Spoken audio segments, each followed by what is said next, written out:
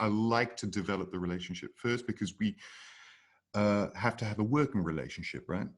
And I need to be able to work with somebody. And if somebody is, after the third meeting, it turns out that I'm starting to feel, ooh, this might be going towards a direction that I'm not, keen on. Then I have enough time to put on the brakes, basically.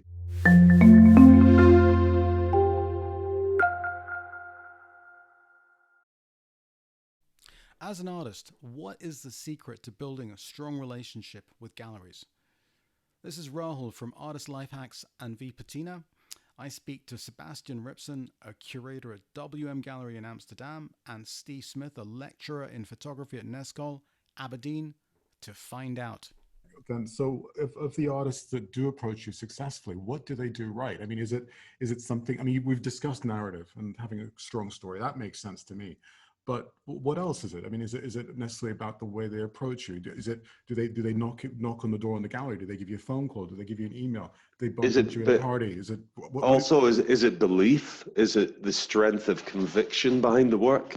Is it purely on presentation of self? And is it one meeting, or is it a series of meetings over a period of weeks or months or years that get you to the point where you kind of go, yes, I want to get behind you and push you? And because it's almost like a marriage, right? Some of these artists, it's a relationship. Yeah, it's a strong relationship. Yeah. That's quite a few questions in one, but I'd say the last question, usually it develops over time, although like any meeting with another person, basically within the first 2 seconds, you probably somehow, you got a sense of whether or not this is going to, somewhere, maybe you don't know it cognitively, but somewhere viscerally, that this is going to be a relationship, that this is going to be a friendship or a meaningful relationship somehow. So, but I have done, but I hardly ever, meet somebody the first time and I say, yes, you're it, we're doing it. And it has happened, but I like to develop the relationship first because we have to have a working relationship, right? And I need to be able to work with somebody. And if somebody is, after the third meeting, it turns out that I'm starting to feel, ooh, this might be going towards a direction that I'm not, keen on. Then I have enough time to put on the brakes, basically. So that's the last part of the multiple question. Well, can I ask in respect, and it's kind of tied, loosely tied to the question.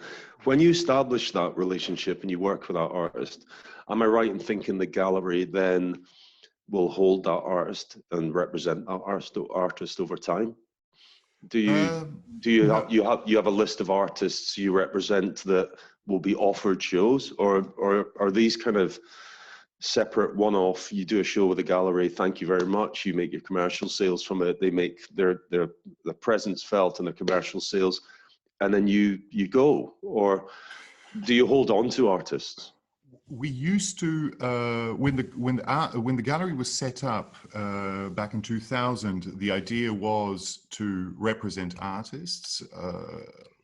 I don't think that went very well, so we kind of got off that tack and we basically did one-off shows.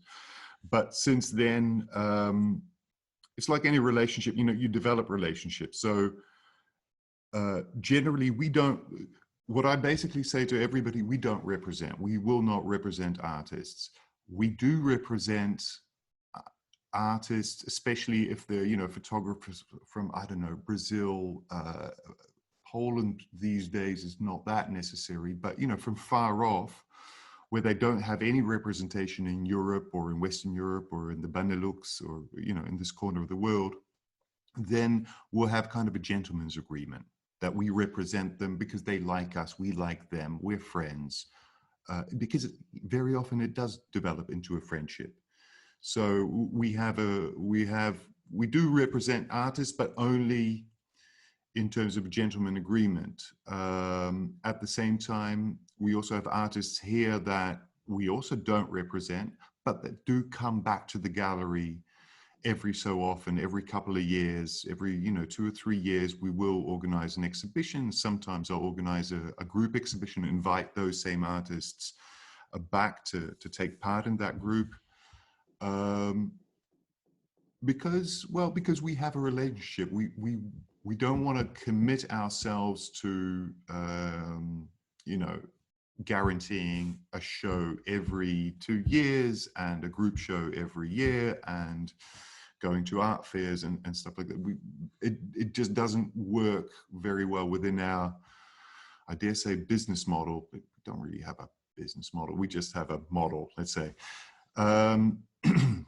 So no, we don't represent officially or formally, but we'll represent because we have a good thing going, basically. That's how we do it. That's how we do it. I mean, there's pros and cons to that. A con obviously is that an artist can go off anywhere he wants and exhibit anywhere that person wants, and we lose that out. If another gallery does represent, for example, and rightly so, well, then obviously they're representing that artist that we've had in our gallery. But the satisfying thing about that is that, especially with younger artists, I function kind of as a portal. Like, very often they'll have their first solo show at our gallery because we do risks. We're in a position of comfort in a certain sense because I don't pay rent. The building is owned by my family, so I don't pay rent. To be very candid and very honest, and that makes all the difference. So I can take risks. I can do things that other galleries would have to really think twice, 3 times, 4 times about, because, well, they need to generate income. So do I, but just less, basically. So what we have been for many, many young photographers, young artists, we don't only do photography mostly, but has become this kind of nurturing pool of, kind of a first step on their professional journey, let's say. And they learn a lot from that experience, expectations, which is a big one.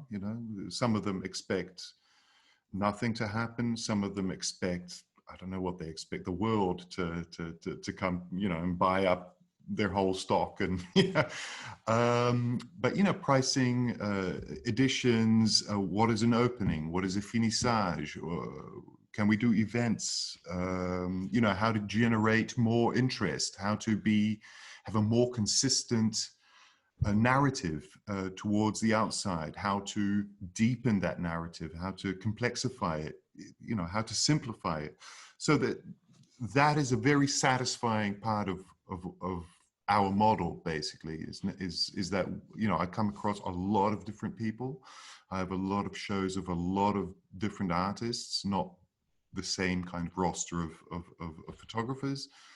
And some of them have gone on to, well, dare I say, bigger and better things. And it's very satisfying to see. I love doing it because I still have a relationship with them, either whether friendship or not. Sometimes, even if they are represented by another gallery, they'll make very clear to that new gallery, so if Sebastian wants to do, a project and include me, I'm in, just so you know. And usually that works well. I mean, I've had, problems with other galleries maybe once or twice in my career where something wasn't clear. I hadn't been clear enough, or the artist hadn't been clear enough, whatever. But no, so we don't represent officially. Okay. That's a long-winded answer to a very simple question. No, but it's interesting. It's good. There's a lot of gray areas. There's a lot of gray areas and lots of handshakes and gentlemen's agreements in art. So the answer is as long as it needed it to needed to be. And the other question I have for you, which ties back into this, just especially in a socially distanced world, how do people approach you? Because previously you could knock on the door, right? And they did, and they kind of come in. But I mean, I haven't been able to visit the UK now for ages because of we're we're not in the travel window where, you know, I have to quarantine for 2 weeks. I just can't visit my friends. So that's kind of painful, right? Sure. So, you know, with people not being able to move across borders, and what's the best way to reach someone? I mean, what would you Well, like? Would you like can I throw a second question, and which is related directly to that? In that first engagement, I've often find that galleries are booked up for the next, you know, there's a program, you know, even if it's a public kind of funded gallery, there's often a program already booked up for the next year and a half. Normally that kind of seems to be the kind of timeline. Yeah. That the chief curator of the gallery has already got his schedule in place. He knows what shows are coming. You might get a little spin-off, like one small room at the back of the gallery for kind of student work. But would that be the case? So it's a relevant question Rahul's posing, obviously, in terms of how do you make that initial contact? But do you find that, as I suppose from the artist's point of view, the photographer's point of view, they have to be prepared to look at the long-term schedule, and the gallery's already got the spaces full? It's a good question. I mean, it's true. I mean, I've had, throughout the years, I've had situations where you know, I hadn't planned ahead longer than 3 months, which on the one hand was awful, because you're just basically running after, you know, your own indecisions and non-planned agendas. But on the other hand, it does afford you the possibility to relatively quickly organize and curate an exhibition that just came across your path a few months ago. So I think on a Saturday somebody's been... We have a construction site right opposite us. Dude, one guy. And you got one guy who's doing... You know what's quite funny is I had to mute my microphone twice in the last 5 minutes because my neighbour seems to be hammering something on the stairs above me, and then a helicopter just went overhead. So, you know, it's fine. I didn't hear the noise at your end. I don't know if you heard anything here. No, we didn't hear the helicopter. Okay, so that's good. We'll just keep going. We'll just keep going. Yeah. But yeah, I mean, the last few years, obviously, I've had to streamline that, and generally speaking, about 1.5 years in advance, I'm looking at the next exhibition. What that does afford me is the time to develop a relationship and to see, you know, what kind of person I've got in front of me. But of course, and that's, I think, has a lot to do with passion, is I do see work that I become very excited about, you know. So I'm organizing these exhibitions, and I've got, you know, this whole roster, this whole schedule in front of me, and I see this work and I'm thinking, oh my God, yes, I love it. Yeah. And we're going to do it in, you know, 1.5 years. That's tough. That's tough because you still need to be, you know, excited about your exhibitions that are coming. I guess the difficulty from an artist's perspective, there's a lot of work happens in a 1.5 years, right? That artist's already moved on to the next series and the next series, you know, or which can be the case. No, it's interesting. Absolutely. So these days, with all this distancing going on, I mean, I can only talk about the way that I like to receive proposals, and it's literally proposals. I'd like to have an email, you know, basically somebody introducing themselves, explaining how they came across us. Very often they've met us or have been to an opening or have just seen us on the internet somewhere,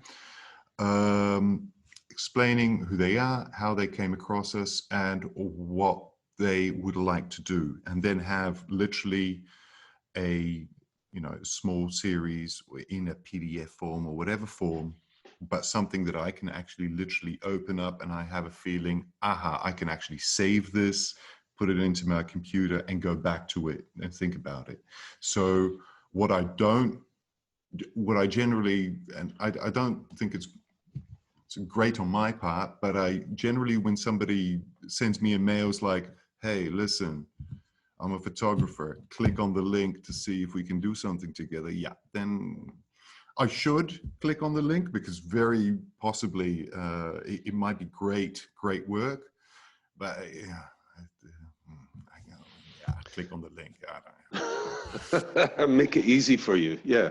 Yeah, no, really. Yeah, And absolutely. it ties into that physicality again. Although it's, it's all digital, still I want to have the feeling that somebody's coming in and opening up their portfolio. Yeah, it's a showing me presentation. 2 or Absolutely. 3 Professional series. presentation Exactly. of the work. Yeah. For sure. They've put in the effort, they know what they're doing. And I think that was one of your questions, or maybe it was your questions. No, it was actually your question about the narrative, the way that they present, their work as they come into the gallery. And what do I look for? Do I look for self-assurance? You remember that question? Yeah. And what I look for, in a way, is a very realistic, reality-based presentation. So if it's a young artist and that artist is insecure about, I don't know, his work or the way that he presents it or the text or whatever, that person actually is, actually presents himself as such, and not overcompensates that somehow by being arrogant, because that creates a disconnect between what I see, what I feel, and what that person is trying to convey.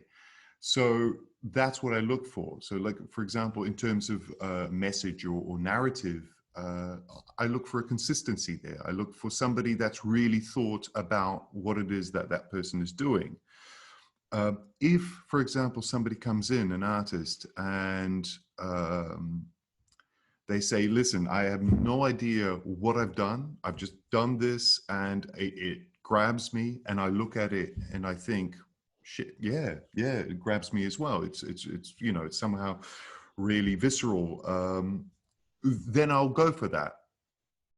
But it's also because that person has presented it as such. It's like, yeah, it's an honest honesty, representation of where they are, either yeah, as within a confidence of their work or in respect of where they are in their career. Exactly. So if you do have, a really confident person that is very confident about their work, and I look at the work and I look at the way they present it and I look at them and I think, yeah, absolutely, it works. It's consistent. It makes sense. You know what you're doing. You know what you want. Fine, but it's honest. It makes it easy to work with. Mick, can I ask, in terms of, and this I suppose is for the benefit of the kind of younger students or students coming through the program, because it's starting to become clear to me there's lots of information which is very useful for them, and we don't teach a kind of particular unit or project on fine art photography. So that's hence the basis of why I would ask. But is there a standard practice in terms of the number of edition prints that an artist will sell, or is that just depend on the artist? Do the gallery have a say in that, in terms of the commercial revenue they need to gain from, do you only allow work that can be, 1 of 50, or do the gallery have a say in terms of the size of the artwork, in terms of how it's then presented, so it can have a greater impact in terms of sales? If an artist wanted to put on a show and every picture was the size of a postage stamp, I imagine that would be a very niche market, and you'd be less likely to want to take that on, irrespective of the quality of the concept behind it. Does that make sense? So honestly, no, I would probably definitely go for, I love the idea. I think let's do it. Let's do it. No, we're doing it. Okay. I would go for that. I do actually like bizarre, strange, and creative ways of presentation. So if, and especially if it ties well into consistent with the concept and so forth. So I would definitely go for that. We're not, as a gallery, I'm not a shark. I'm not a hard-edged businessman. I genuinely want to develop the work of the artist as much as I can, help promote it, help disseminate it, and help ripen, basically. So if an artist says, well, I have an edition of 50 for this particular work, or I have an edition of 150, and it's been like that forever, I have an idea why, then okay, I'll go, I'll do it. I won't have any problem with that. But if an artist, a younger artist, asks me, so yeah, I don't know about the editions, what do you think? Then I'll generally, I will start off with a max of 30. That includes artist proofs.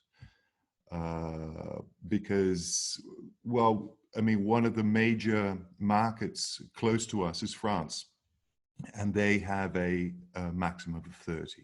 Beyond 30, it becomes a commercial product, and you also pay the tax for commercial products, let's say. And, underneath the 30, that includes everything. It's considered fine art. So if we go to an art fair there, we can honestly, literally can't show work that has an edition of more than 30 in total. That's really interesting. I've never considered, never thought of that. Mm-hmm. I've never heard of that. Yeah. It's really interesting. Yeah. Do you tend to have a book produced for the exhibitions, or again, is that just whether that's the choice of the artist? Again, it's a choice of by the default. artist.